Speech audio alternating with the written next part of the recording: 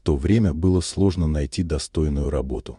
У Андрея и Светы было 4 детей, и денег всегда не хватало. Поэтому, когда Андрею предложили поехать на заработки на несколько месяцев, он даже не раздумывал. Он пообещал прислать телеграмму, как только доберется до места.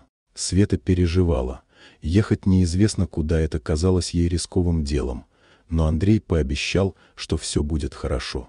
Однако никакой телеграммы Света не получила. Через 2 недели ей сообщили, что найден обгорелый труп ее мужа за 1000 километров от дома. Опознать тело было невозможно, и гроб привезли закрытым.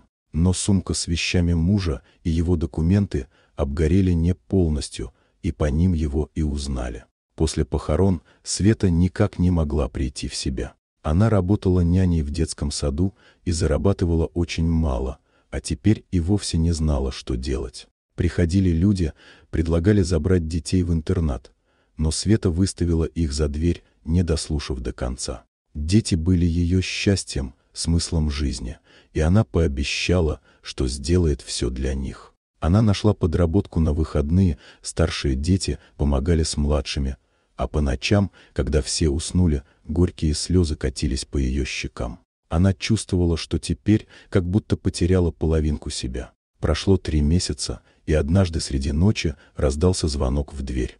На пороге стоял Андрей, живой и здоровый, словно все пережитые трудности остались позади. Света, увидев его, не смогла сдержать эмоций. Она скатилась по косяку на пол и закрыла лицо руками, не веря своим глазам. Он присел рядом, обнял ее нежно и тепло, так, как только умел. Она с трудом открыла глаза, чтобы еще раз взглянуть на него, и в этот момент поняла, что это действительно он. «Что ты, Светочка? Я же вернулся. Ты не рада?» — спросил он с широкой улыбкой, которая освещала его лицо.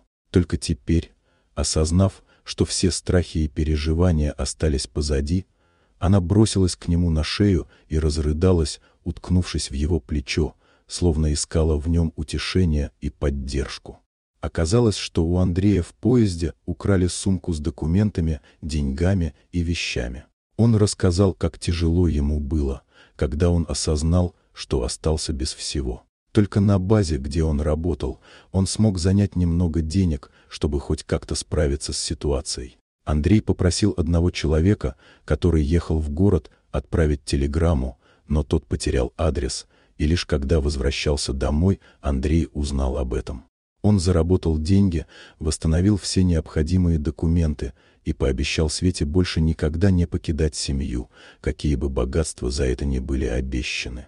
Андрей понимал, что ничто не может заменить ту любовь и поддержку, которую он чувствует рядом с ней и детьми. Теперь он был полон решимости сделать все возможное, чтобы обеспечить их будущее и больше никогда не подвергать их риску. Вот такая удивительная история. Дорогие друзья, если вам понравилось видео, поставьте лайк, а также подписывайтесь на канал, где найдете еще много интересного.